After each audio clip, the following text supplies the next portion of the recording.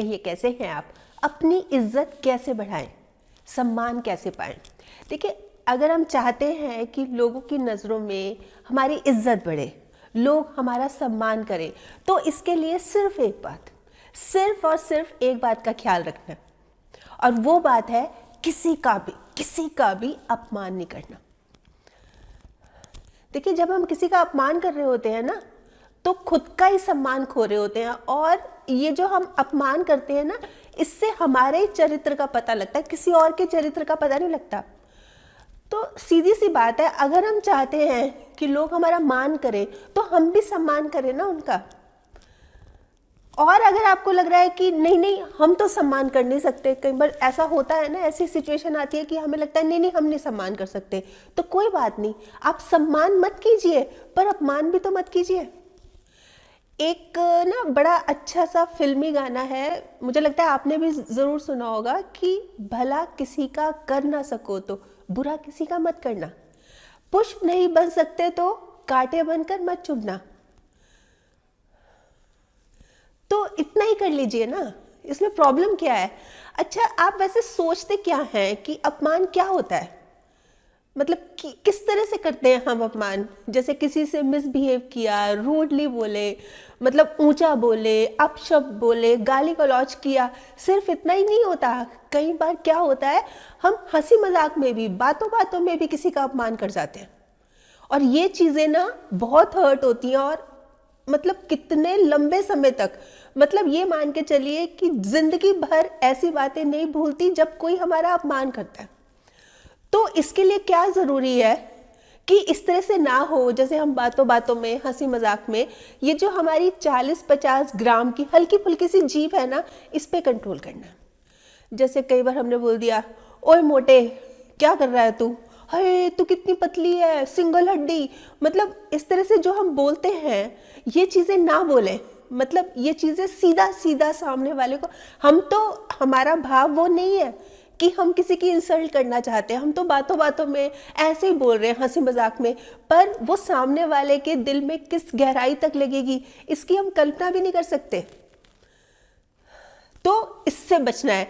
फिर कई बार क्या होता है, जैसे कोई सामने वाला बोल रहा है, ठीक है, हमें उसकी बात पसंद ही नहीं आई, हमने उसकी बात को काट दिया बीच में कि क्या है, फालतू की बात है। ऐसे में सामने वाला इंसल्टिंग फील करता ही है, उसको महसूस होता है कि देखो मेरी बात नहीं सुन रहा, मेरी बात बीच में काट रहा है, खुद बोल रहा है और अपनी चला रहा है। तो ऐसे में क्या करना चाहिए, क्या सोचना चाहिए?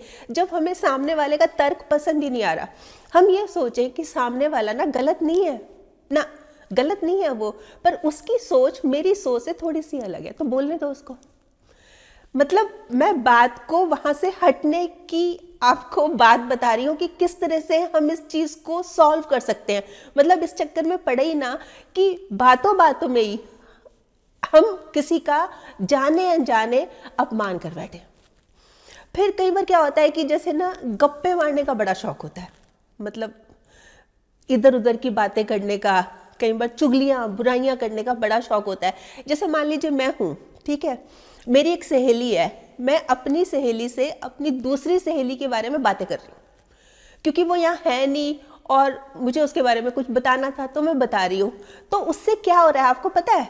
मतलब अब तो बड़ा मेरे को अच्छा लग रहा है, इंटरेस्टिंग लग रहा है, पर जो मेरी सहेली है वो क्या सोच रही है कि आज तो ये दूसरी सहेली के बारे में मुझसे यहाँ बात कर रही है, कल को जब मैं नहीं होंगी तो दूसरी सहेली से मेरे बारे में बात कर सकती है, तो वो मेरे ऊपर विश्वास नहीं करेगी कि ये तो ऐसी ही है। तो हम क्या कर रहे हैं, इनडायरेक्ट वे में अपनी इमेज खराब कर रहे हैं कि नहीं कर रहे? तो ये चीज सोचने वाली है। तो किस लिए करनी है बुराई, चुगलियां, कड़वा बोलना, तीखा बोलना, किस लिए? देखिए, खुदा को भी पसंद है नरमी जबान में, खुदा को भी पसंद है नरमी जबान में, तभी तो नहीं दी उन्होंने हड्डी जुबान में। अच्छा, कई बार सिर्फ यही नहीं होता कि हमने बोलकर या बातों बातों में या हंसी मजाक में किसी का इंसल्ट कर दिया, किसी का अपमान कर दिया। कई बार हमारे हाव भाव, एक्सप्रेशंस ऐसे होते हैं कि सामने वाला इंसल्ट फील करता है। अब जैसे कि एग्जांपल बताती हूँ मैं, जैसे मान लीजिए मैं हूँ, मैं अपने घर से बाहर निकली, तो मेरी जो एक घर के सामने एक पड़ोसन रहती है, मान लीजिए उन्होंने मेरे को वेव किया, स्माइल पास की, ऐसे ऐसे बोला, ऐसे जैसे पूछते हैं ना दूर से खड़े होके क्या हाल है, तो मैंने उसको देखकर मुंह बनाया, ऐसे किया और मैं मुंह झटक के अपने घर के अंदर वापस चली गई। उसको क्या लगा? इंसल्टिंग लगा ना, मतलब कुछ कहा नहीं मैंने, एक्सप्रेशंस ऐसे दिए कि बड़ा उसको बुरा लगा। या एक एग्जांपल और देती हूँ, जैसे मान लीजिए मैं मार्केट गई, मेरी गलती की वजह से एक बहुत एजेड आदमी जा रहे थे, उनको धक्का लग गया और उनका बैलेंस लूज हो गया, उनके हाथ में जो सामान था वो भी गिर गया और वो भी गिर गया।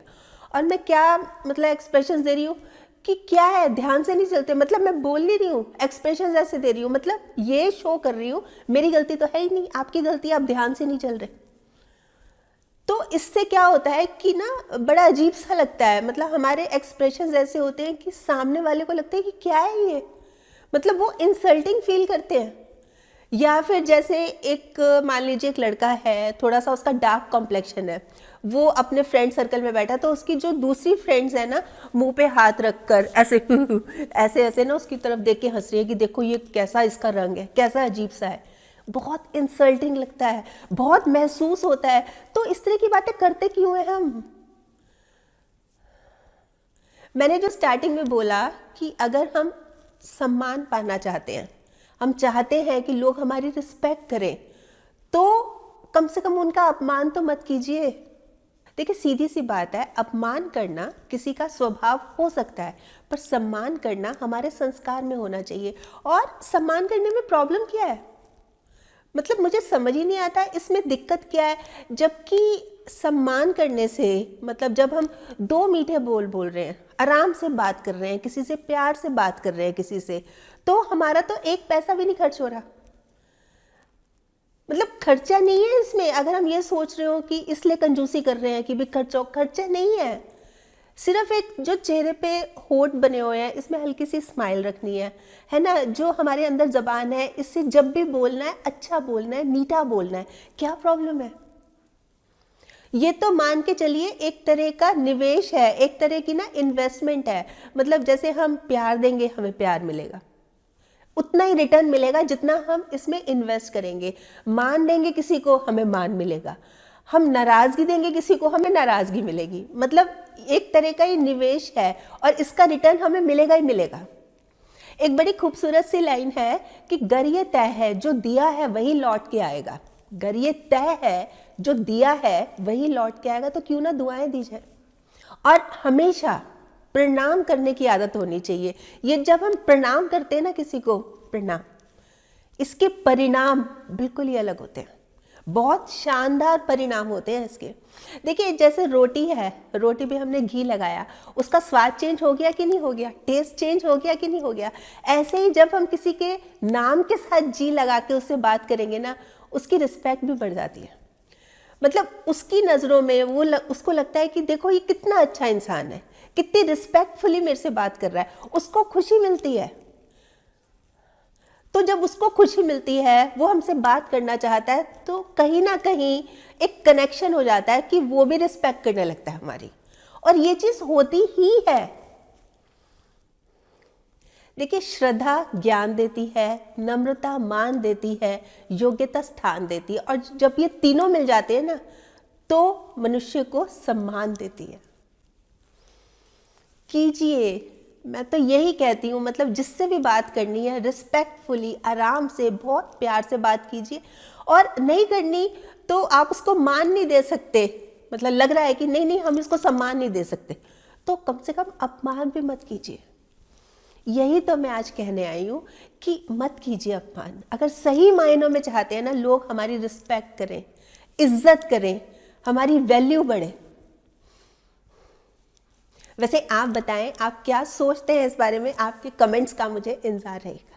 और हाँ, अगर आपने मेरा ये YouTube वाला चैनल अभी तक सब्सक्राइब नहीं किया तो प्लीज़ कर लीजिएगा, और इसमें जो बेल का बटन है ना, ये भी दबा दीजिएगा, ताकि जब भी जैसे मैं कोई वीडियो अपलोड करती हूँ आपके पास नोटिफिकेशन या मैसेज आ जाए। और अगर आपको ये वीडियो अच्छा लगा, आपको लग रहा है कि हाँ किसी और के काम भी आ सकती है, तो प्लीज़ आप इसको शेयर भी ज़रूर कर लीजिएगा।